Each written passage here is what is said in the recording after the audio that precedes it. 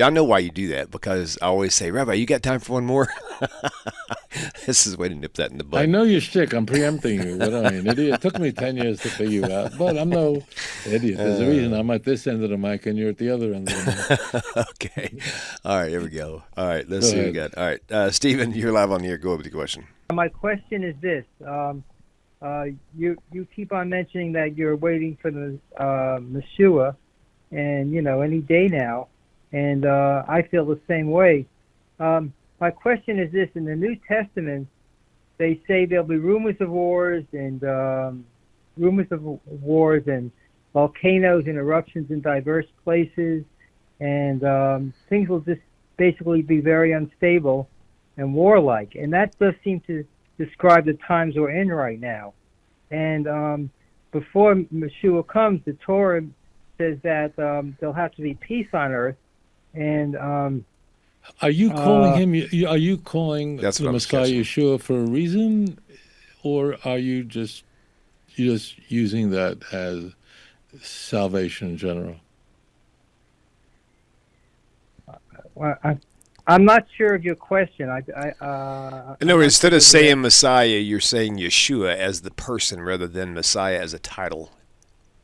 Are you doing that I'm deliberately? Well, which is fine. I much prefer if you're, I mean, I prefer that you're not a Christian, but it's a much more enjoyable show if you are a Christian. Continue, please. well. I shouldn't have interrupted you. I retract that. Continue. All right. All right. My basic question is this, okay? The I'm a Jew, okay? Not an Orthodox Jew. But anyhow, my basic question is this: the New Testament and the description Jesus gives of the times we live in seem to be somewhat accurate, to be truthful. And it's hard to imagine full peace on earth and whatnot if the Messiah is coming, the Jewish Messiah is coming pretty soon. How do we get from where we're at, which does seem to be chaos and war, to a place where everybody gets along and is peaceful, and then the Messiah can come? So that's my So let me question. stay with me a moment. So you're referring to the Alef Bet discourse in Matthew. You have in Luke 21, Matthew 24, Mark 13. Fine. I'll ask you a Right. question. The bloodiest religious war in human history is not being fought today. It was fought between 1618 and 1648. 8 million What kind of people war was that? killed. I didn't hear It's you. called What kind of war did the you say? the 30-year war. It's the Okay. bloodiest religious war in human history. It was an intra-Christian war in which the entire Holy Roman Empire, all of Germany, was eviscerated. It was so traumatic that it actually triggered the Enlightenment. As an example, World War II, in which roughly 75 million people were killed, two-thirds of them were civilians, non-combatants. That war was so great that it was more people were killed in World War II than all wars for the last 300 years that preceded it. So how could you possibly say that the time we're living in now is a time of great wars? Today it's nothing. World War One, they thought at the time that that was the war to end all wars, but it triggered World War Two. So why would you even suggest the longest war? But anyways, thank you for your question. The longest war in human history was a battle that lasted more than 7 centuries between the Islamic State, between Islam and the Christian world. It's a war that began in 710 and ended in the end of the 15th century, where Islamic armies had gone through Europe, through Spain, were at the right at the edge of Vienna. Europe was Muslim. In the end, Islam didn't lose everything that they conquered. They certainly held on to the sub-Sahara. They held on to many areas, but they lost Europe. That was a war that lasted for 7 centuries, more than that. So why would you even say that we're living in a time when there's nothing remotely resembling that now? Moreover, as it turns out, the most dangerous country in the world hopefully just lost its ability to marshal the most dangerous weapon in the world. Why? So why would you even say that? Okay, I don't mean that as a real question, and I don't mean that as a pointed question. I say that just rhetorically. If you look at what's called the Alef Bet discourse, Matthew 24, Luke 21, Mark 13, not identical, but it's the same kind of stuff. These things are so vague. There's so wars, rumors of hurricanes, natural. They're always there. And the point is, it's like you can make it fit anything. You follow?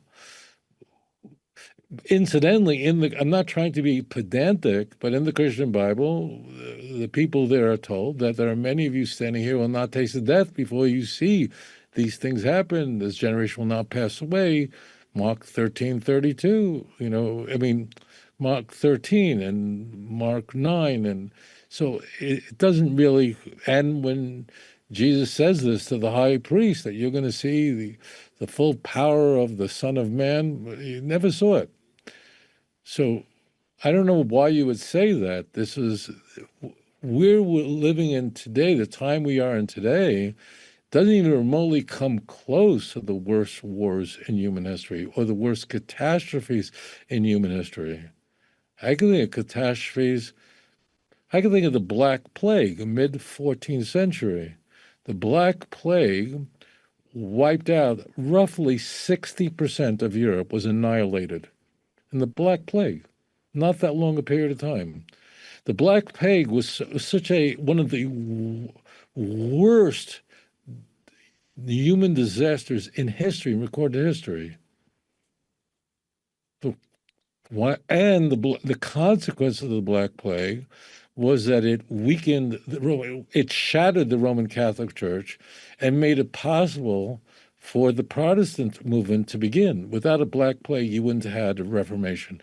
Now, the real beginning of the Reformation was John Wycliffe, who was born in 1324, died in 1384. He's the first real reformer. He was a Catholic priest, an English theologian. He translates the Vulgate. He didn't know any Hebrew, but he translated the Vulgate into Middle English. You wouldn't be able to read it. But it was his ideas that would have a tectonic effect on Christians who, and no doubt he triggers the formal Reformation of Luther, even though Luther was in a different part of Europe. So the Black Plague, what happened was literally 90% of the Roman Catholic clergy is wiped out in the Black Plague. So they didn't have anyone to replace it, but it shattered the Roman Catholic Church. It weakened it to its core that it was possible to have a Reformation. We would say, what's the Catholic Church? What did you do for us? You didn't do anything for us. The Reformation triggers the 30-Year War. The 30-Year War triggers the Enlightenment. People are not studying. All right, let's talk. So now we just put history on a couch. Enough talk about these things. The key is there are certain things that must happen before Mashiach comes. And I want to speak about that which is most germane and talk in concrete terms, not in some vague thing. The key is that the children of Israel in great number have to return to the land of Israel and have an army before Mashiach comes. There has to be a state, must be. And nations will go to war against the children of Israel that will be in the land of Israel, and it will be over Jerusalem, and the nation of Israel will destroy all of her enemies. It's very, very clear in Zechariah chapter 12. Messiah is not here yet because there wouldn't be wars in the world if the Messiah is here yet. I believe, and when we're very clear about this, it's not that the Mashiach is coming soon, but we are already in the messianic age. We are in as an example, using the Exodus as a good example, we are in I don't know, it's the seventh plague, but we're, let's say, in the seventh or eighth plague, maybe the ninth plague. So that means the Exodus, the plagues in Egypt took place over the course of 11 months, right? So imagine if you're a Jew, it means you're from the Bnei Israel, and you're in Egypt, and it's the plague of hail. And I say hail like an important one because hail is what pushed Pharaoh over the edge, and he said, wow, I see your God is righteous. So that means you're in the middle of the Exodus, but you haven't, gone into the land of Israel yet, or you haven't crossed the Jordan, you haven't received the Torah yet. So I'm not saying where we are, but we are in the midst right now of the messianic process. It's a Seder, hence the name of that meal. It's an order of events, each triggering the next. And the reason why it's happening in such a way that the whole world is talking about Israel, either those who love us or hate us, so people would repent. People would do tshuva. But it's happening now. And there is no parallel to this throughout the entire Second Temple period. So there was a Jewish state, with the exception of the period of the Maccabees. The Jewish state was a vassal state under the Persian Empire, the Greek Empire, or the Roman Empire, with the exception of the Maccabean period. Okay, so it means it was a vassal state. In the end of the First Temple period, it was under Babylon. So you want to go back to a time when the Jewish state was independent, you really have to go back to the time of Chizkiyahu, which means you have to go back 2,700 years. You understand what's going on here?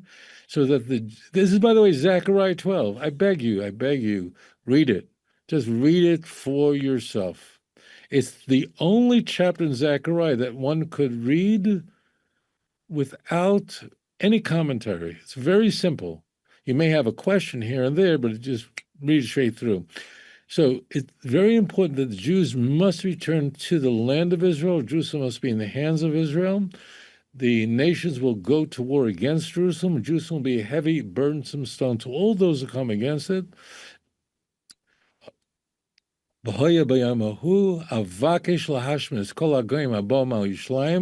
Days are coming that I will destroy all the nations that come up against Jerusalem. Zechariah 12, verse 9.